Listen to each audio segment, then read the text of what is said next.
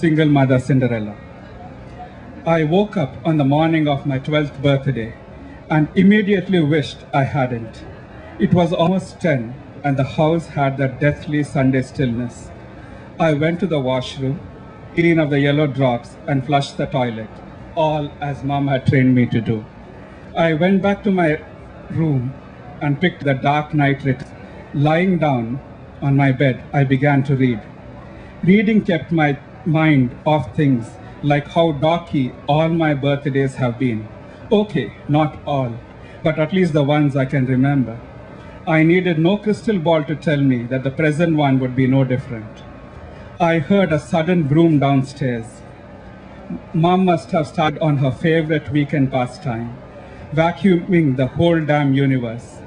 It was only a matter of time before she came upstairs, dragging the machine like a pit bull on a leash, and played Backstreet Boys real loud to drown the racket Mom was making. Soon enough, without so much as a knock, Mom pushed my bedroom door open. Mom believed in surprising people. I got up and tweaked the controls, pretending to reduce the volume. Mom shut the door. I'm sorry. There's no need to put on the music that loud, Mom said. Mom shut and I went back to my book. A couple of seconds later, the door opened again. Happy birthday, son. What would you like to do today? What I'd like to do? Go bowling with my buddies, Tony and Mustafa. That's what. But I kept the thought to myself. Extreme caution, if you know what I mean. Shall we go to the temple? Mom asked brightly. I wanted to groan. She continued, first I'll make some food for your dad. She meant it, no kidding. Dad had died 2 years ago, exactly on the same date. So Mom would cook for him and place the food below his framed photograph. Later we'd eat the leftovers. Some birthday treat. Don't get me wrong, Dad had been a good dude. Though Dad could be cantankerous at times, he had been a chummy kind of person. If I did something stupid, he'd roll his eyes and say, Jesus. He used to say that all the time, even though he was a full-blown Hindu, born and bred in India. For that matter, Mom too was born in India, but you wouldn't have guessed looking at her. She always wore stuff like tops and pants, and her hair was cut very short. Even her accent didn't sound Indian, neither did it sound Canadian, by the way. Dad's parents had seen Mom in a photograph a relative had sent them from India. In the picture, Mom was wearing a sari, and there was a big red dot on her forehead and flowers in her long hair. According to Mom, my grandparents took such a shine to her that they boarded the next plane to India and arranged for Dad's marriage. When Mom came to Canada, nobody would give her a job.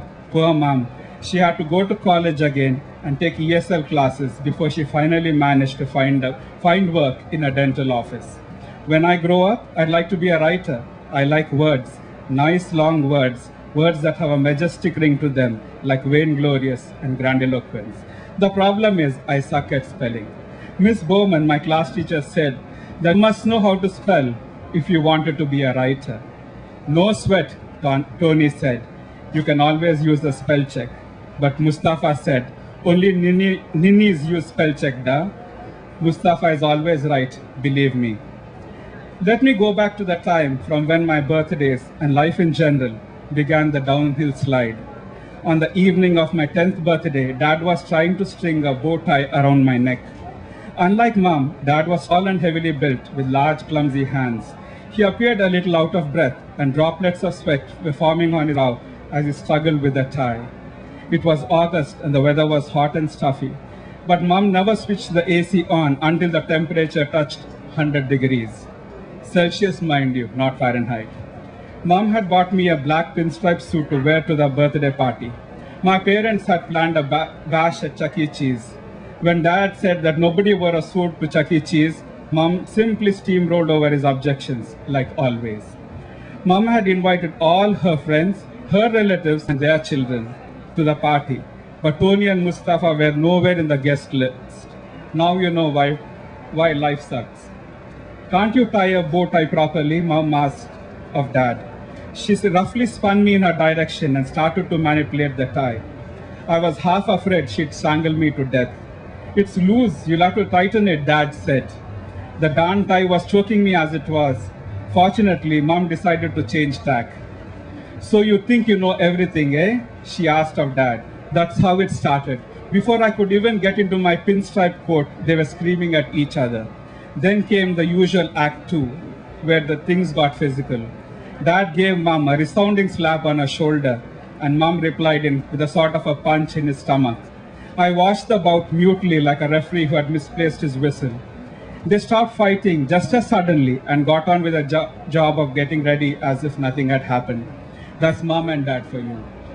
But as Dad was about to pick up his car keys, he gave out a loud moan, as though somebody was tying a bow tie very tightly around his throat.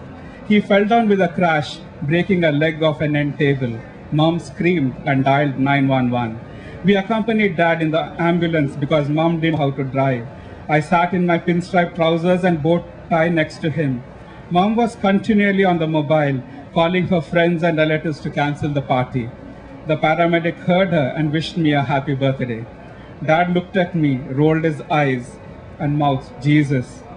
When we got out of the ambulance, we found that some of my parents' friends and relatives had decided to follow us to the hospital.